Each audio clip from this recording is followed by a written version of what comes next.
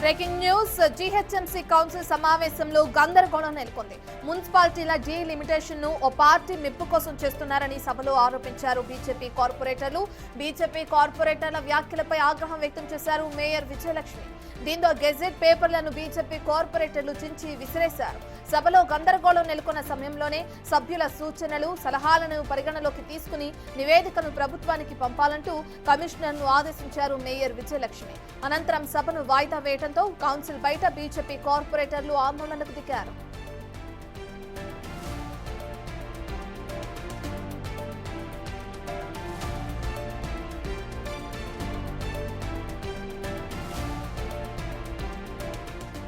GHMC council సమావేశంలో గందరగోళం నెలకొంది. మున్సిపాలిటీల డీలిమిటేషన్ ను ఓ పార్టీ మెప్పు కోసం చేస్తున్నారని సభలో ఆరోపించారు బీజేపీ కార్పొరేటర్లు. బీజేపీ కార్పొరేటర్ల వ్యాఖ్యలపై మేయర్ విజయలక్ష్మి ఆగ్రహం వ్యక్తం చేయడం జరిగింది. దీంతో ఏదైతే గెజిట్ పేపర్స్ ఉన్నాయో వాటిని బీజేపీ కార్పొరేటర్లు చింపి అక్కడ సభలో విసిరేయడం కూడా మనం చూస్తున్నాం బిగ్ టీవీ స్క్రీన్ పైన. ఇక సభలో గందరగోళం నెలకొన్న సమయంలోనే సభ్యుల సూచనలని అలాగే సలహాలని పరిగణలోకి తీసుకుని నివేదికను ప్రభుత్వానికి పంపాలంటూ కమిషనర్ను ఆదేశించారు మేయర్ విజయలక్ష్మి.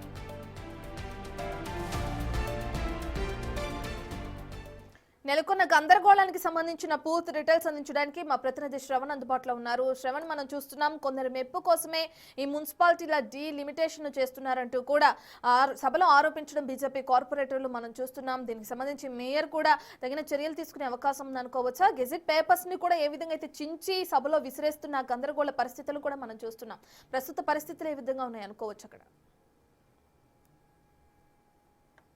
జీహెచ్ఎంసీ కౌన్సిల్ సమావేశం ఇవాళ సాయంత్రం 7 గంటల వరకు జరిపేందుకు సిద్ధంగా ఉన్నారని హైదరాబాద్ మేయర్ గద్వాల విజయలక్ష్మి ఉదయం ప్రకటించింది.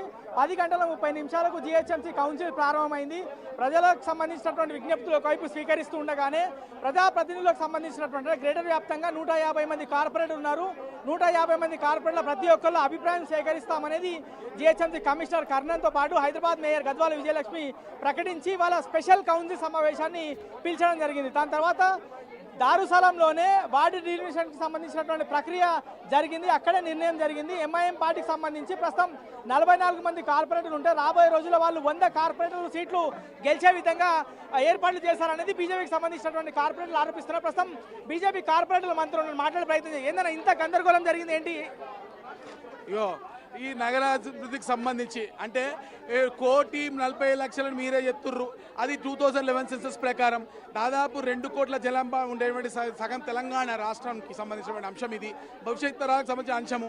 దీనికి సంబంధించి అసలు మీరు ఎన్ని కార్పొరేషన్ చేస్తారో తెలియదు, వాటి బౌండరీస్ తెలియదు. మీరు చేసిన డివిజన్లలో డేటా అసలు వాటి మ్యాప్స్ ఇవ్వరు, దాంట్లో ఎంతమంది ఓటర్లు ఉన్నారో చెప్పరు, వాటిని ఎంతమంది పాపులేషన్ ఉన్నారో చెప్పరు, ఏ బేసిస్లో చేసిరో చెప్పరు. మీరు ఎంఐఎం పార్టీ కార్యాలయంలో జరిగిందని చెప్పడం ఏంట్లా? ఇట్లా చించడం ఎంతవరకు కరెక్ట్? గెజెట్ ఎంఐఎం సంబంధించినటువంటి వార్డుల డివిజన్లు పెంచడం కోసం మాత్రమే ఈరోజు కాంగ్రెస్ పార్టీ ఎంఐఎం కలిసి ఈరోజు చేసినటువంటి డ్రామా ఇది. ఈరోజు ఓట్ల చోరీ గురించి చెప్పే రాహుల్ గాంధీ గారు, మీ రాష్ట్ర ప్రభుత్వం ఈరోజు డివిజన్ల చోరీ జరుగుతుంది, తెలంగాణ భవిష్యత్తు చోరీ చేయడం జరుగుతుంది. దీన్ని మీరు ఒక్కసారి ఆలోచించాలని చెప్పి మేము డిమాండ్ చేస్తూ ఉన్నాము. మేము ఒకటే అడుగుతున్నాము, సమగ్రమైనటువంటి చర్చ జరపాల్సిన అవసరం ఉంది. సమగ్రమైన చర్చ జరపని పక్షంలో మేము పూర్తి స్థాయిలో ఉద్యమిస్తామని కూడా చెప్తా ఉన్నాము.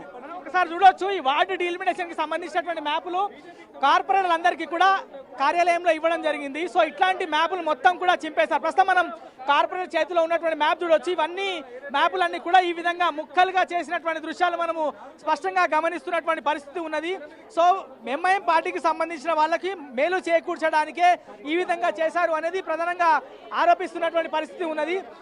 మూసాపేట్కి సంబంధించినటువంటి కార్పొరేటర్ మహేందర్ ఉన్నారు, మాట్లాడదాం. ఆయననే ఈ ఆరోపణలు చేశారు. ఆయననే మొదటగా ఈ మ్యాప్లన్నీ కూడా చింపేసింది కూడా ఇదే కార్పొరేటర్. మాట్లాడదాం. ఏందన్నా పూర్తిగా చింపి పడేశారు మొత్తం మ్యాప్ కి సంబంధించినటువంటివి. ఇంత అగ్రెసివ్ ఆరోపణలు చేశారు ఎంఐఎం వాళ్ళ వల్లనే ఇది జరిగింది అనేది. ఏం బేసిస్ మీద చెప్తున్నారు? మా డివిజన్లు చోరీ అయినా, మా డివిజన్ చోరీ అయింది. ఆడ మన ముఖ్యమంత్రి గారు ఆడ ఢిల్లీలో ఓట్ చోరీ అంటాడు, ఈడ డివిజన్లు చోరీ అవుతున్నాయి. ఎంఐఎం ప్రాబల్యం ఉన్న ప్రాంతాలలో ఎక్కువ డివిజన్లు ఎట్లా ఉంటాయి? 20,000కే డివిజన్ ఎట్లయితుంది? మా ఏరియాలో 40,000, 50,000, 60,000, 70,000కు డివిజన్లు ఎట్లయితే అని మేము అడిగినాం. రేషనలైజేషన్ అంటే అన్ని సమానంగా ఉండాలి. ఈరోజు 1,34,00,000 డివైడ్ చేస్తే 44,000 ఓటర్లు కావాలి. మరి మీరు 20,000కి ఎట్లా డివిజన్ చేస్తామని మేము అడుగుతున్నాం. సమానంగా ఉండాలి. ఈరోజు మీరు ఎంఐఎంకి అనుకూలంగా డివిజన్లు చేశారు. ఈ ఎంసీఆర్ హెచ్ఆర్డీలో డిమార్కేషన్ కాలే, ఇది దారుసలాంలో జరిగిందని మేము గట్టిగా నమ్ముతున్నాం. దీన్ని ఒప్పుకునే లేదు. ఫర్దర్గా మేము లీగల్గా ప్రొసీడ్ అవుదాం. మా స్టేట్ పార్టీ మా వెనకాల ఉన్నది, మేము ముందుకు పోతాం. దీన్ని ఆపేదే లేదు, ఒప్పుకునేదే లేదు. మా డివిజన్లు చోరీ అయినాయి, హిందువుల డివిజన్లు చోరీ అయినాయని మేము గట్టిగా వాదించినందుకే ఈరోజు మేడంకి కోపం వచ్చింది. ఎంఐఎంకి హాత్, కాంగ్రెస్ కి హాత్, ఎంఐఎంకి జోక్కే అని చెప్పి ఈరోజు తెలుస్తోంది. అదే ఇప్పుడు హద్దులు మార్చలేదు అని చెప్తున్నారు. జనాభా ప్రాతిపదికన తీసుకున్నాం, హద్దుల ప్రాతిపదికన తీసుకున్నాం, జనాల దగ్గర నుంచి అభిప్రాయాలు తీసుకుంటున్నాం, ఇప్పుడు కార్పొరేట్ల దగ్గర నుంచి అభిప్రాయాలు తీసుకుంటున్నాం, ఎమ్మెల్యేల దగ్గర అభిప్రాయం తీసుకుంటున్నాం అని చెప్తున్నారు కదా మేయర్. ఇప్పుడు ఈ కాంగ్రెస్ వాళ్ళు ఏం మాట్లాడుతున్నారో తెలుసా అన్న? 1,30,00,000 మంది ఉంటే 3,000 వచ్చిన అభ్యంతరాలు. అసలు నువ్వు ఎవరికి తెలుసు ఏ డివిజన్ ఏడుందో అని? సామాన్య ప్రజలకు ఏం తెలుసు అన్నావని తెలియన్న నువ్వు.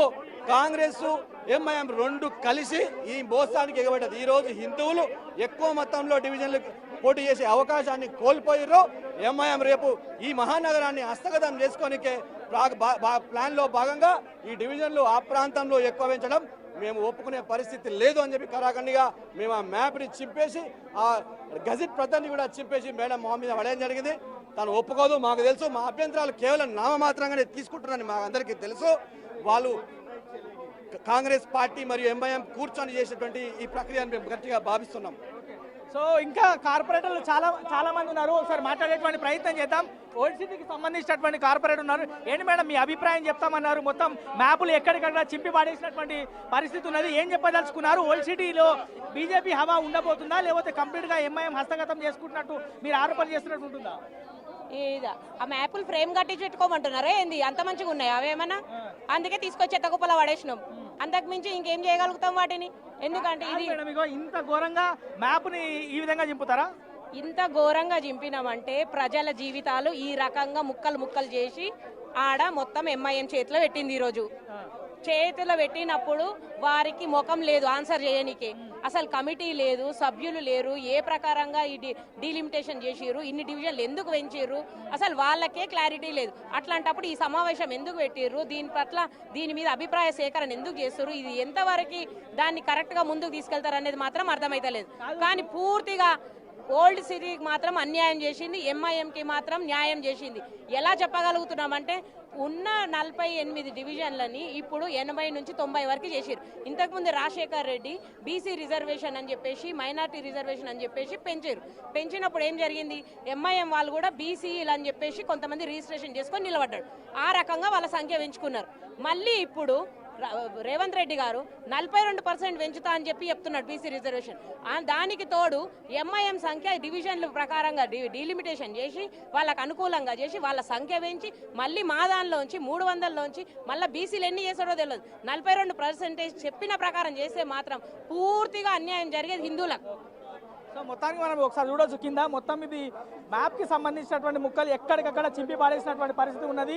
బీజేపీకి సంబంధించినటువంటి కార్పొరేటర్లు పెద్ద ఎత్తున ఆందోళనకు దిగినటువంటి దృశ్యాలు కూడా మనము స్పష్టంగా గమనించవచ్చు. ప్రస్తుతం జీహెచ్ఎంసీ ప్రధాన కార్యాలయం దగ్గర పూర్తి స్థాయిలో పోలీసుల బందోబస్తు మనకు కనిపిస్తూ ఉంది. పెద్ద సంఖ్యలో పోలీసులు ఇక్కడ ఉన్నారు. ఎట్లాంటి ఇబ్బందికర పరిస్థితులు రాకుండా ఒకవైపు వాళ్ళు ప్రయత్నం చేస్తున్నారు. సో ఓవరాల్గా మాత్రం వార్డు డీలిమిటేషన్ అనేది సరైన శాస్త్రీయంగా జరగలేదు, కేవలం ఎంఐఎం లబ్ధి కోసమే ఇది చేశారు అనేది బీజేపీకి సంబంధించినటువంటి కార్పొరేటర్లు ఆరోపిస్తారు. స్పెషల్గా కార్పొరేటర్ల అభిప్రాయం తీసుకునేదానికే స్పెషల్ కౌన్సిల్ సమావేశం ఏర్పాటు చేశారని చెప్పారు. అది కూడా గందరగోళంగానే ముగిసింది. గడిచినటువంటి ప్రతి కౌన్సిల్ సమావేశం ఏ విధంగా గందరగోళంగా ముగిసిందో ఇవాళ జరిగినటువంటి కౌన్సిల్ సమావేశం కూడా దాదాపుగా గందరగోళంగానే ముగిసింది. ఈ విధంగా మ్యాపులు కూడా పూర్తిస్థాయిలో ముక్కలు చేసుకొని పేపర్లన్నీ కూడా మేయర్ మీద పడేసారు. దాని తర్వాత కౌన్సిల్లో పడేసినటువంటి దృశ్యాలు స్పష్టంగా గమనిస్తున్నాం. ఇంకా జీహెచ్ఎంసీ ప్రధాన కార్యాలయం ద్వారా కొంత గందరగోళం అనేది కొనసాగుతూనే ఉంది. Right, thank you Shravan. Demarcation జరగడం వల్ల ఎవరికి లాభం జరిగింది, ఎవరికి లాభం జరగలేదు అని కనుక ఆలోచిస్తే కేవలం ఒక పార్టీని సంతోష పెట్టడానికే ఈ డిమార్కేషన్ జరిగింది. మాట్లాడితే మీరు కూర్చోవాలి. ఇది ఎంసీఆర్ జరగలేదు. డిమార్కేషన్ దారుసారంలో జరిగింది. గట్టిగా No, I will not let you speak. No, if you are doing controversy, అందుకే నేను మైక్ ఇవ్వలేదు మీకు, సిట్ డౌన్. సురేఖ గారు మాట్లాడండి. No, I do not want any controversies. No, you can not talk like that. చెప్తే పదే నేను చెప్తే కూడా you can not do this. What is that? What is that you're throwing? Children and a behavior. He's throwing paper. He's throwing paper. What is this? Huh? Such unruly behavior of the members. Such unruly behavior of the members. Pade party wise తీయకండి.